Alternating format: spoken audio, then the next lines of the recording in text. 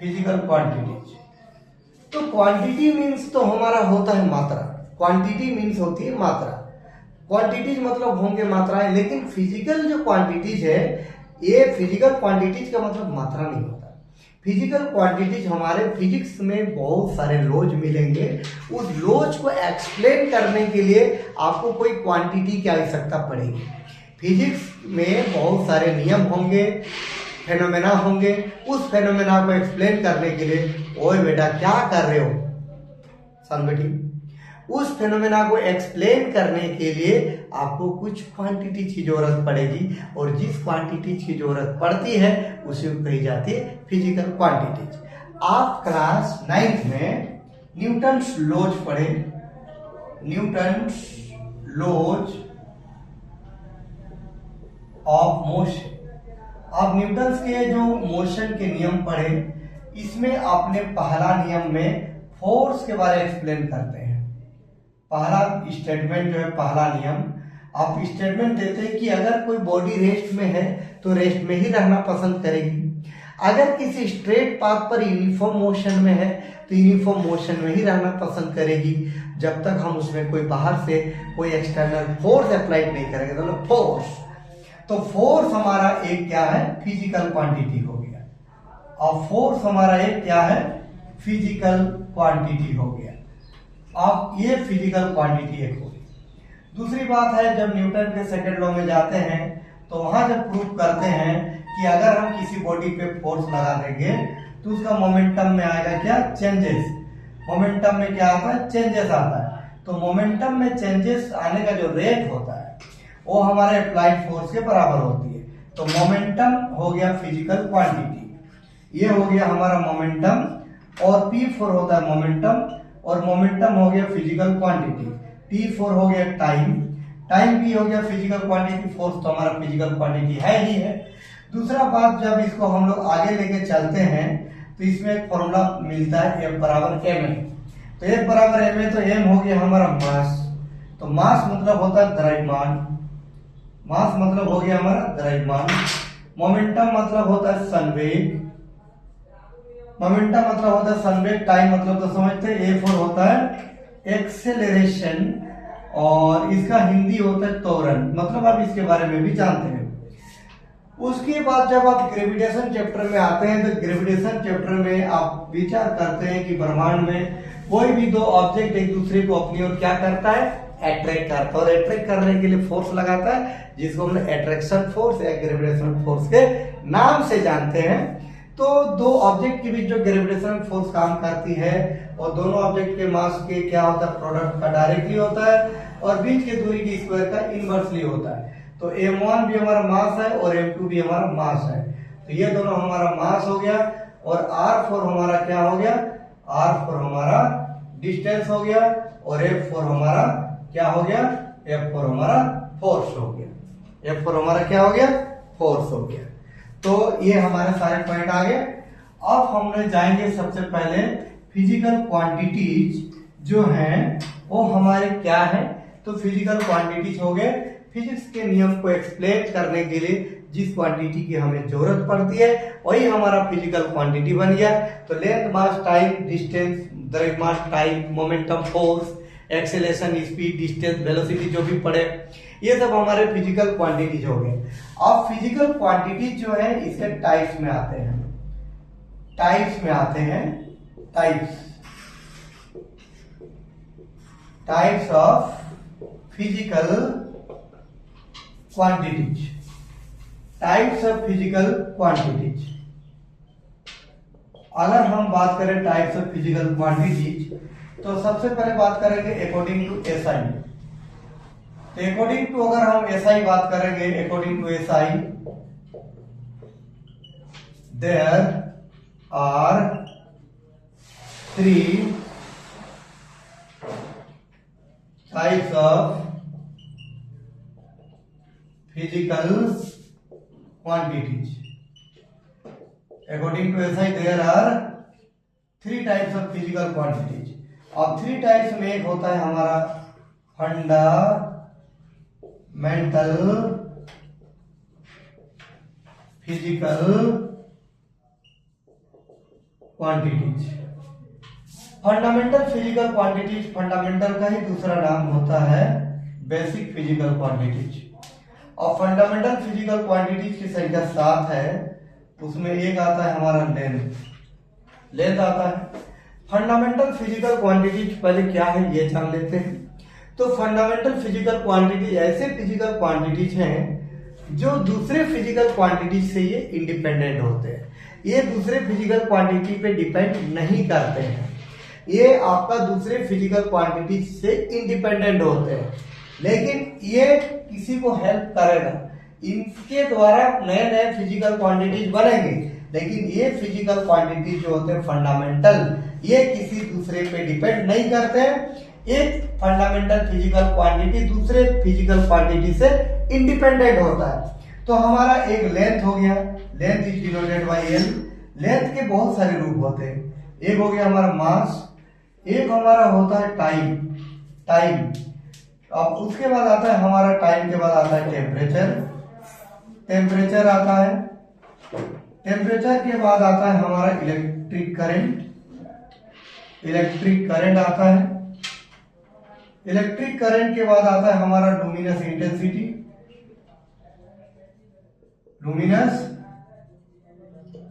Intensity आता है। और फिर आता है हमारा अमाउंट ऑफ आता है मैटर। तो इस प्रकार से हमारे पास अगर देखें तो फंडामेंटल फिजिकल क्वांटिटीज 7 होते हैं, लेकिन लेंथ एक ऐसा हमारा फंडामेंटल फिजिकल क्वांटिटीज है, जैसे मनुष्य की भांति लेंथ को समझिए। जैसे मनुष्य के बहुत सारे नाम होते हैं, उसी प्रकार से लेंथ के भी बहुत नाम हो सकते हैं और सारे लेंथ होते हैं। जैसे देखिए लेंथ आपका क्या क्या हो सकता है। लेंथ आपका डिस्टेंस हो सकता है, सॉरी यहां से शुरू नहीं करेंगे। ब्रेथ मतलब चौड़ाई बोलते हैं आप, ये भी हमारा एक क्या है, लेंथ का ही रूप है। फिर आप हाइट में जाते हैं, हाइट भी हमारा लेंथ है। आप विड्थ में जाते हैं, ये भी लेंथ है। आप डेप्थ में जाते हैं, ये भी लेंथ है। डेप्थ मीन्स गहराई होती है, विड्थ मतलब भी चौड़ाई होती है, ब्रेथ मतलब भी चौड़ाई होती है। फिर आप थिकनेस में जाते हैं, तो थिकनेस भी हमारा मोटाई, ये भी एक लेंथ ही है। फिर आप रेडियस जाते हैं, रेडियस ये भी लेंथ है। आप डायमीटर के बारे में जानते हैं, डायमीटर भी लेंथ है। एम्पलीट्यूड के बारे में पता होगा आपको, एम्पलीट्यूड भी लेंथ है। एम्पलीट्यूड भी हमारा लेंथ है।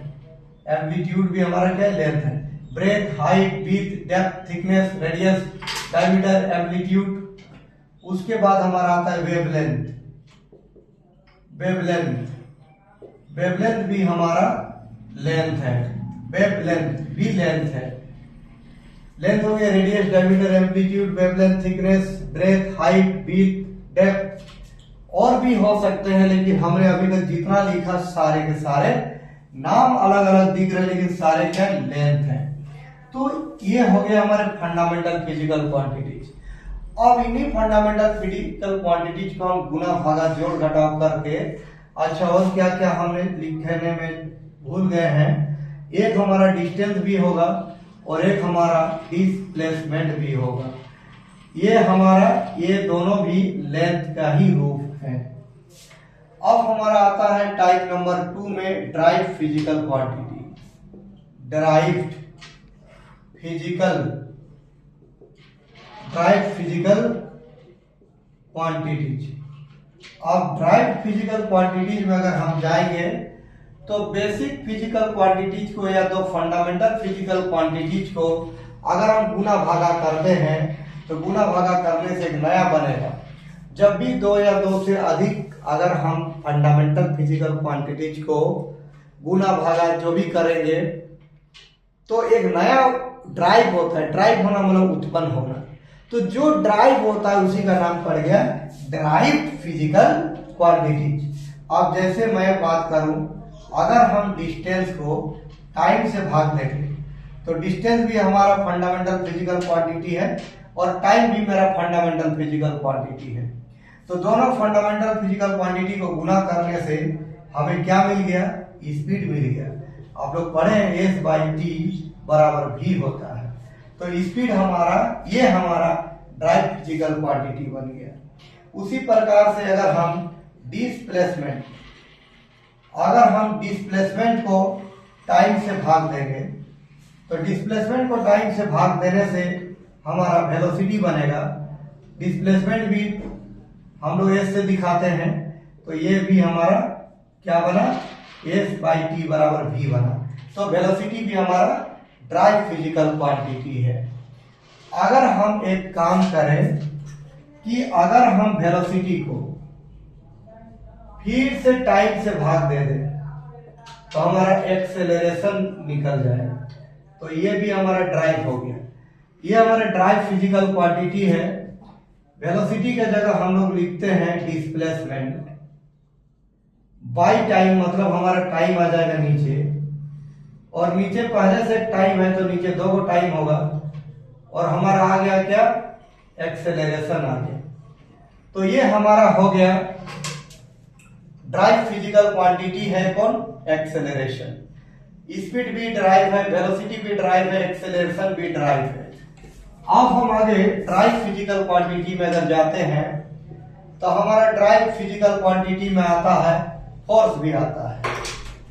मास हमारा फंडामेंटल है, एक्सेलरेशन हमारा फंडामेंटल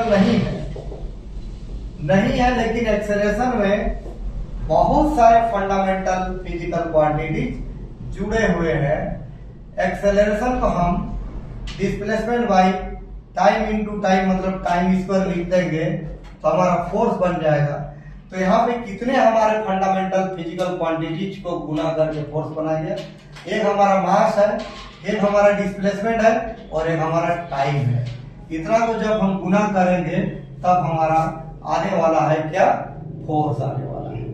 अब अगर हम फिर फोर्स को अगर हम डिस्प्लेसमेंट से गुना करेंगे, फोर्स को डिस्प्लेसमेंट से गुना करने से वर्क निकलता है।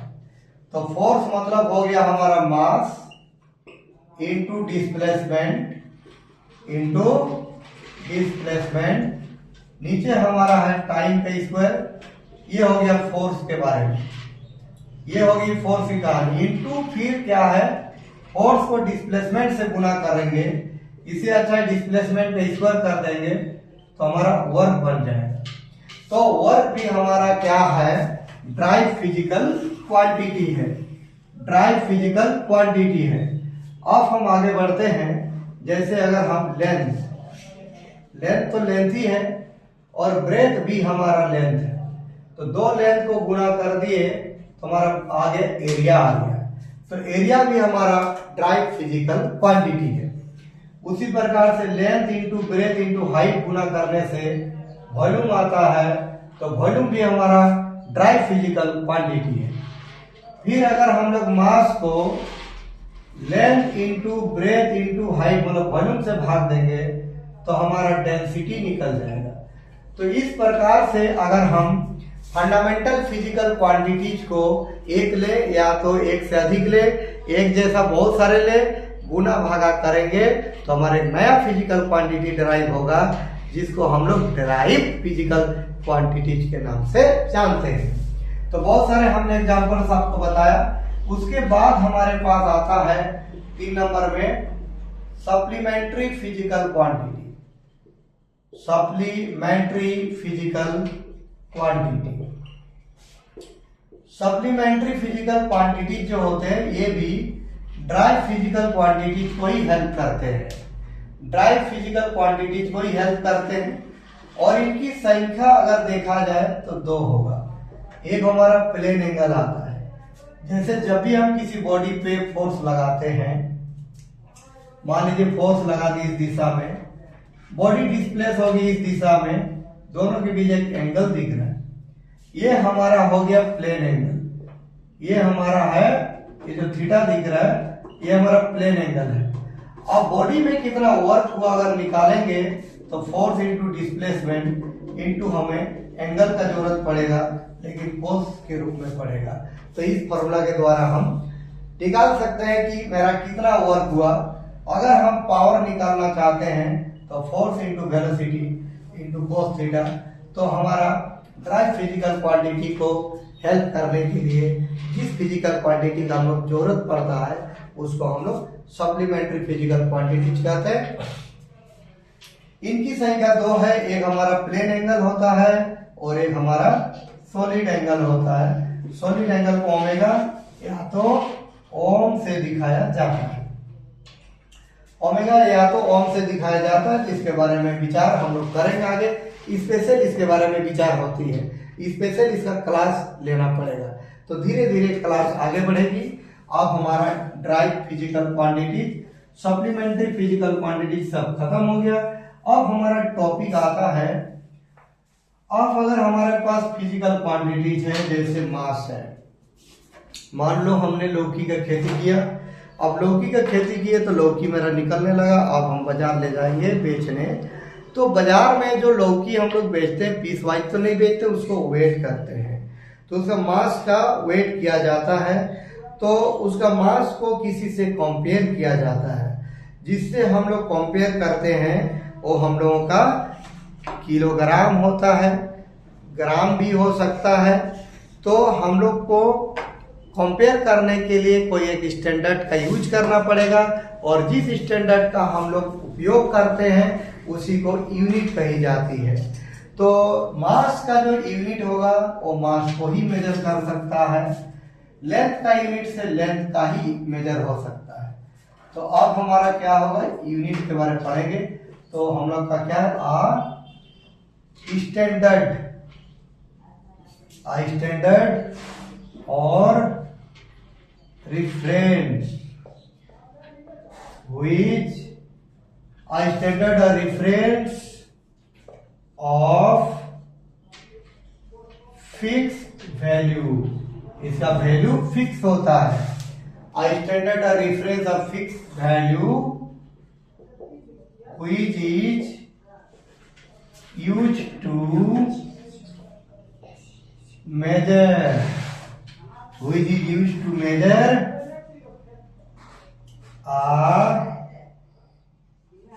मेजर भी लिख सकते हो, कंपेयर भी लिख सकते हो, which is used to measure या कंपेयर फिजिकल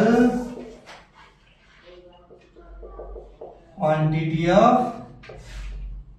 सेम काइंड, या नेचर भी लिख सकते हैं, is known as उसी को हम लोग कहते हैं यूनिट। अब जिस प्रकार से हमारे पास फिजिकल क्वांटिटीज 7 प्रकार के, 3 प्रकार के थे, यूनिट भी 3 प्रकार के होंगे। जिस प्रकार से फिजिकल क्वांटिटी 3 प्रकार के थे, यूनिट्स भी 3 प्रकार के होंगे। हमारा पहला जो हम लोग पढ़ेंगे यहाँ पे टाइप्स ऑफ यूनिट्स में, टाइप्स ऑफ, अगर हम यूनिट्स में जाएंगे तो टाइप्स ऑफ यूनिट्स में हम लोग सबसे पहले फंडामेंटल, इसी का नाम है बेसिक यूनिट। सबसे पहले फंडामेंटल या बेसिक यूनिट के बारे में बात होगी। इनकी संख्या जैसे हमारे फंडामेंटल फिजिकल क्वांटिटी 7 है, तो बेसिक यूनिट भी 7 होगा। तो हमने ले लिया सीरियल नंबर। सीरियल नंबर लेने के बाद लिखेंगे यहाँ पे fundamental physical quantity, fundamental physical quantities, यहाँ पे लिखेंगे फंडामेंटल यूनिट, किसमें, SI unit. Okay, SI unit लिखेंगे। तो हमारा पहला आता है लेंथ। लेंथ के बहुत सारे नाम, तो यहाँ पे जो यूनिट होगा लेंथ का, डिस्टेंस, डिस्प्लेसमेंट, एम्पलीट्यूड सबका होगा। लेंथ कैसा यूनिट होती है, मीटर। मीटर का स्पेलिंग बहुत बच्चे गलत लिखते हैं, आर ई लिखना, आर ई। लेंथ के बाद आता है हमारा मास। मास का होता है किलोग्राम, मतलब केजी। 3 नंबर में हमारा आता है टाइम। टाइम का होता है सेकेंड, छोटा एस। 4 नंबर में आता है हमारा टेम्परेचर। टेम्परेचर का होता है केल्विन, बड़ा के लिखने का, केल्विन। केल्विन हो गया। अब हम इधर लिख दे रहे हैं 5 नंबर में आता है हमारा इलेक्ट्रिक करंट। इलेक्ट्रिक करंट, इसका ऐसा यूनिट होगा एम्पियर। 6 नंबर में आता है लुमिनस इंटेंसिटी, इसका होता है कैंडेला। 7 नंबर में आता है अमाउंट ऑफ मैटर, इसका होता है मोल। ये सब हो गए आपके यूनिट्स।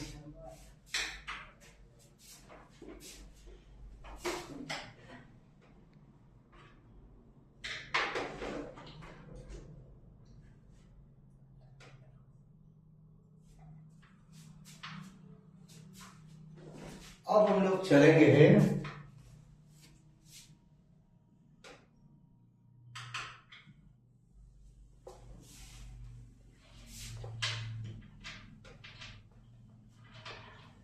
ये हमारे हो गए बेसिक यूनिट्स। अब आते हैं ड्राइव यूनिट्स। ड्राइव यूनिट्स क्या है? बेसिक यूनिट से ही ड्राइव होगा। जैसे अभी मैंने आपको जस्ट इससे पहले मैंने आपको सिखाया था कि ड्राइव फिजिकल क्वांटिटी जो है फंडामेंटल फिजिकल क्वांटिटी से ही ड्राइव होते हैं। तो उसी प्रकार से ड्राइव जो यूनिट्स होंगे वो हमारे फंडामेंटल यूनिट से ही क्या होंगे? ड्राइव होंगे, ड्राइव होंगे। तो फंडामेंटल यूनिट्स के बारे हम लोग को तो जान चुके हैं। यहाँ पर कुछ छोटा ampere for A, candela for CD, mole for mole, ये हटा देने से शॉर्ट फॉर्म बनेगा। अब हम क्या करें? सबसे पहले हम काम करेंगे ड्राइव यूनिट्स एक दो को निकालते हैं। जैसे अभी जस्ट हम लोग पढ़े थे एरिया बराबर एल इंटू बी होता है। तो अब हम लिखेंगे S I unit of area. तो ऐसा unit of area length for metre, breadth for metre, तो मीटर गुना मीटर, मीटर स्क्वायर होगा। उसी प्रकार से अगर हम वॉल्यूम का बात करें, वॉल्यूम भी मेरा L into B into H होती है। एस आई यूनिट ऑफ, अगर हम वॉल्यूम का बात करें तो हमारा metre into metre into metre, तो मीटर का पावर 3 होगा। तीसरा नंबर है हम अगर बात करें किसका? डेंसिटी का, ठीक है। तो डेंसिटी बराबर हो गया मास बाई वॉल्यूम हो गया। तो अब S I unit of density, S I unit of density हो गया mass for kg, volume for m cube. तो हमारा आएगा क्या? केजी पर एम क्यू, और केजी मीटर का पावर -3। ये हमारा हो गया डेंसिटी। उसके बाद हम आते हैं स्पीड पर। तो स्पीड बराबर होता है हमारा डिस्टेंस बाय टाइम। तो S I unit of speed, तो डिस्टेंस का हो गया मीटर और टाइम का हो गया सेकंड, मीटर पर सेकंड या तो मीटर सेकंड इनवर्स, ये होगा। तो इस प्रकार से हम लोग जो है ये जो यूनिट आ रहा है ये सब हमारा ड्राइव यूनिट है। उसके बाद आते हैं हमारे सप्लीमेंट्री यूनिट्स। सप्लीमेंट्री